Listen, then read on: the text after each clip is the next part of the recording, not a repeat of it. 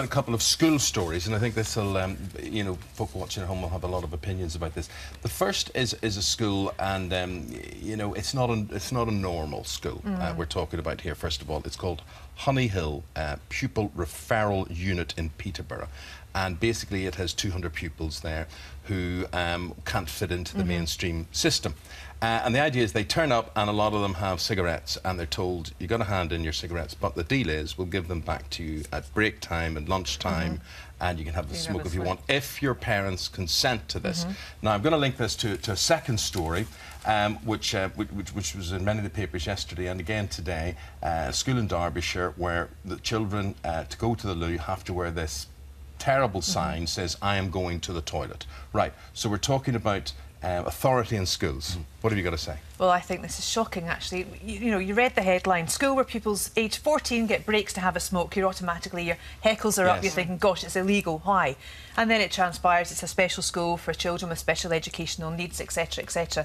I, for one, as a parent, I don't think an educational need is one to have a fag break. It is illegal and it is wrong and it shouldn't be encouraged. For heaven's sake, we were talking earlier on this year about not being able to smoke in your car with children.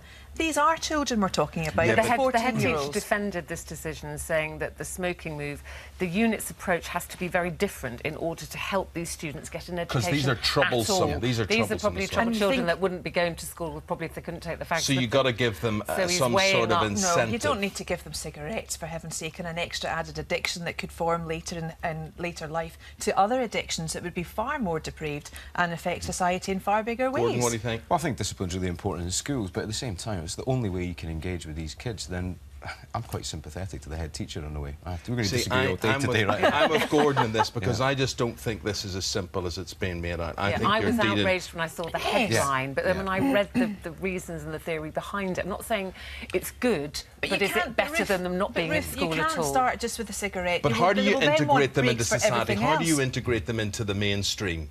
Because these guys just want to opt out of everything. But certainly not with a cigarette. Do you think that's really engaging them? I don't know, but if I think about the best teachers I had at school, they were the ones who would be a great disciplinarian with some of the kids, but the ones who'd struggled with education, struggled with discipline, they would understand that and get the best out of them by being slightly lenient on certain things. So I do have a bit of sympathy. And what do you think about the kids who have to wear this I'm going to the toilet sign? This came about because they'd found a lot of mess and damage, haven't they? I think it was just the boys. Mess and damage? Mess, well, I'm using the word politely. I think they're quite missing the target. A lot of boys and men's toilets. How they miss that, good knows. You know, have you been in men's toilets? You can smell it as you walk past. You don't need to go in, do you?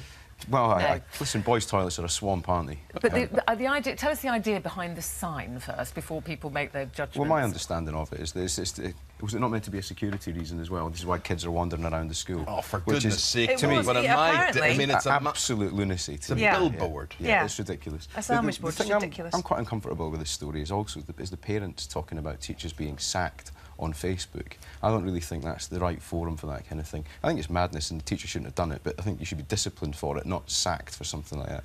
But yeah, I think the idea of putting a sign around a child's neck I think is humiliating and appalling. They said this was to help them check that only one pupil was in there at a time, so then when they came out they had to give that, so then if there was any damage they'd know who it was. Oh, that's just ridiculous. It really absolutely is. These are children, it's a natural thing that they have to do, and they need to be removed from the class in order to do it. They don't need a sign, for heaven's sake. I'm still curious about who it was at my school who used to leave little surprises around the toilet, and I thought it would have been quite good to find out. It certainly wasn't a disciplinarian. You didn't know at school. You didn't know because they always had a name. I mean, like, we got there to have a nickname like Smelly whatever. I'm not, because Smelly whatever is now 53 years of age and he'll know who he is if I mention him. But, you know, I mean, I remember really up to later now, people still had accidents in their pants at school. It's true. Did you have the spare knicker box? Did you have a special sign for that one?